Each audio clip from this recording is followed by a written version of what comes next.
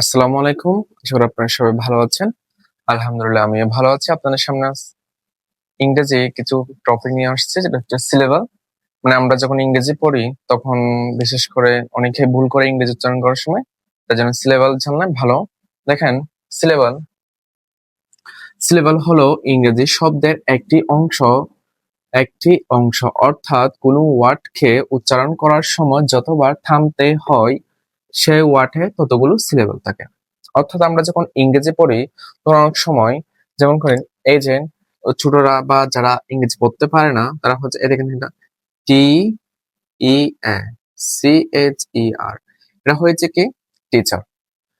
টি ই এই যে টি ই টি আর C H E আর, ছাড়, টিচার।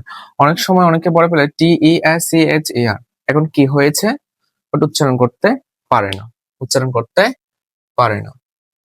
তাই জন্য সিলেবাস জানা খুবই প্রয়োজন।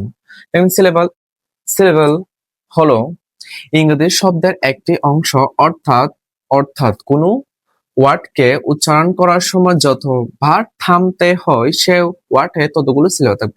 আমি যখন কোনো একটা উচ্চারণ করব, কোনো শব্দ ওয়ার্ড, মনে করেন টিচার, টি স্যার, এবং ডক্টর, হসপিটাল, এরকম অনেক কিছু শব্দ আছে। আবার সাধারণত সিলেবাল 4 প্রকার হয়। সাধারণত সিলেবাল 4 প্রকার। দেখেন, সাধারণত সিলেবাল 4 প্রকার। সাধারণত সিলেবাল কত প্রকার? 4 প্রকার। দেখেন, সিলেবাল 4 প্রকার। প্রথম 1 নম্বর হচ্ছে মনোসিলেবাল। মনোসিলেবাল। 2 নম্বর হচ্ছে ডাইসিলেবাল। ডাইসিলেবাল। 3 নম্বর হচ্ছে ট্রাইসিলেবাল। ট্রাইসিলেবাল। আর 4 নম্বর হচ্ছে পলিসিলেবাল।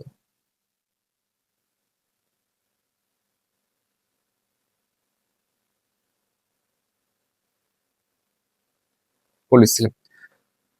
আপনারা দেখেন, যারা ইংরেজি পড়তে পারেন না আর কি, তারা সিলেবাল হলো ইংরেজি শব্দের একটি অংশ, অর্থাৎ অর্থাৎ কোনো ওয়ার্ডকে উচ্চারণ করার সময় যতবার থামতে হয় সে ওয়ার্ড এ ততগুলো সিলেবাল থাকে। সাধারণত সিলেবাল 4 প্রকার হয়: মনোসিলেবাল, ডাইসিলেবাল, ট্রাইসিলেবাল, পলিসিলেবাল। সাধারণত সিলেবাল কত প্রকার হয়? 4 প্রকার হয়। এখন আমরা দেখবো মনোসিলেবাল। দেখেন, 1 নম্বর হচ্ছে মনোসিলেবাল। মনোসিলেবাল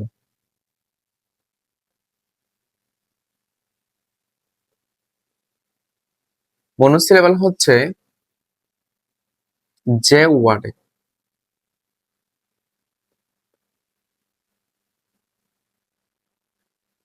ওয়ার্ডে একটি মাত্র সিলেবাল থাকে, একটি মাত্র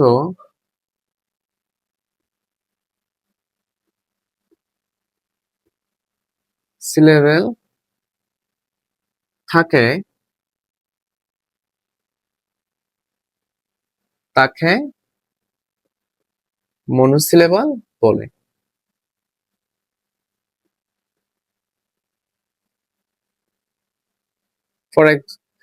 মনোসিলেবাল বলে। ফর এক্সাম্পল, দেখেন, ফর এক্সাম্পল, এর মধ্যে মনোসিলেবাল হচ্ছে যে ওয়ার্ডে একটি মাত্র সিলেবাল থাকে তাকে মনোসিলেবাল বলে। যে ওয়ার্ডে একটি মাত্র সিলেবাল থাকে তাকে মনোসিলেবাল। যেমন কি, দেখেন, বয়, বয়, ক্যাট, ডগ, পেন, আরো অনেক কিছু আছে ইত্যাদি আর কি। মনোসিলেবাল হচ্ছে যে ওয়ার্ডে একটি মাত্র সিলেবাল থাকে তাকে মনোসিলেবাল বলে। বয়, ক্যাট, ডগ, পেন, এগুলো হচ্ছে যারা সাধারণত ইংরেজি পড়তে পারে না বা ইংরেজি বানান, অনেক সময় ইংরেজি পুরোটা বানান করে বা উচ্চারণ করতে পারে না, কি হয়েছে, তার জন্য সিলেবাল জানা খুবই গুরুত্বপূর্ণ। এবং সিলেবাল অনুযায়ী যখন বানান করে তখন উচ্চারণ করতে খুব বেশি সমস্যা হয়। আর এটা হচ্ছে মনোসিলেবালের যে ওয়ার্ড এ একটি মাত্র সিলেবল থাকে তাকে মনোসিলেবল, যেমন বয়, এই যে ভয়, ক্যাট, ডগ, পেন, আরো ইত্যাদি অনেক কিছু আছে। এখন হচ্ছে ডাই সিলেবল। ডাই সিলেবল হচ্ছে যে ওয়ার্ডে দুইটি, যে ওয়ার্ডে দুইটি মাত্র সিলেবল, সিলেবল থাকে তাকে ডাইসিলেবল বলে।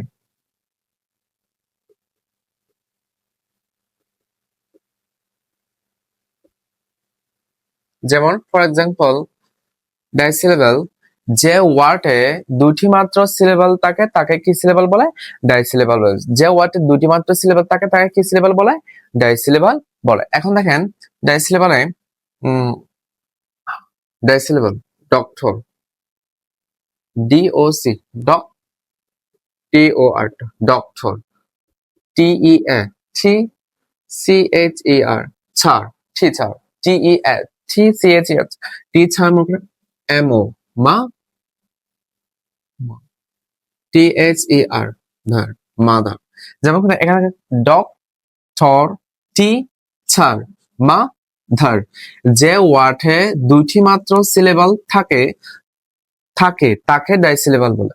ডাইসিলেবল হচ্ছে ডক্টর, মাদার, টিচার, তারপর আরো অনেক কিছু আছে, আরো এরকম ডাইসিলেবলের ওয়ার্ড আর কি, আরো অনেক কিছু আছে। এখন হচ্ছে 3 নাম্বার হচ্ছে ট্রাইসিলেবল। ট্রাইসিলেবল, দেখেন ট্রাইসিলেবল যে ওয়ার্ড এ তিনটি, যে ওয়ার্ডে তিনটি সিলেবল থাকে, সিলেবল থাকে তাকে, যে ওয়ার্ডে তিনটি সিলেবল থাকে তাকে ট্রাইসিলেবল বলে। সিলেবল বলে। ফর এক্সাম্পল দেখেন, যে ওয়ার্ডে তিনটি সিলেবল থাকে তাকে ডাইসিলেবল বলে। যে ওয়ার্ডে তিনটি সিলেবল থাকে তাকে ডাইসিলেবল বলে। বলছে যে ওয়ার্ডে তিনটি সিলেবল থাকবে, এখানে হচ্ছে মনোসিলেবলে একটি মাত্র সিলেবল, ডাইসিলেবলে দুইটি সিলেবল থাকে, আর ট্রাইসিলেবল হচ্ছে তিনটি সিলেবল থাকবে। যেমন কি যে ওয়ার্ডে তিনটি সিলেবল থাকে তাকে ট্রাইসিলেবল বলে। যে ওয়ার্ডে তিনটি সিলেবল থাকে তাকে ট্রাইসিলেবল বলে। তাকে কি সিলেবল বলে? ট্রাইসিলেবল বলে। দেখেন স্টার্ট, YES, এস, তারপর হচ্ছে TER, টার, এস টার, আমি একটু স্পেস করে লিখতেছি বোঝানোর জন্য, DAY দে। দেখেন এখানে এস স্টার দে, পরের শব্দ কি হয়েছে? স্টার দে, স্টার। দেখেন UM, আম, BRE, ব্রে, আমব্রে, ডাবল এ লা, আমব্রেলা। অর্থাৎ UM, আম হয়েছে UM, আম, BRE, ব্রে, আমব্রে, LLA, আমব্রেলা। অর্থাৎ এখানে ট্রাইসিলেবল মানে তিনটি, এখানে হচ্ছে তিনটি সিলেবল থাকে। দেখেন এস স্টার দে, তিনটি সিলেবল, আর হচ্ছে আমব্রেলা, তারা আমব্রেলা, আর তিনটি সিলেবল। তাহলে মনোসিলেবল কত প্রকার? 4 প্রকার। এখানে হচ্ছে তিনটি। আরেকটা দেখেন যে 4 নাম্বার হচ্ছে পলিসিলেবল। দেখেন 4 নাম্বার হচ্ছে পলিসিলেবল। 4 নাম্বার হচ্ছে দেখেন পলিসিলেবল, পলিসিলেবল,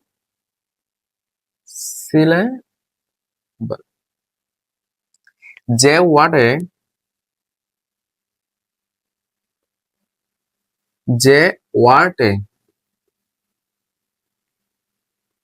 তিনটি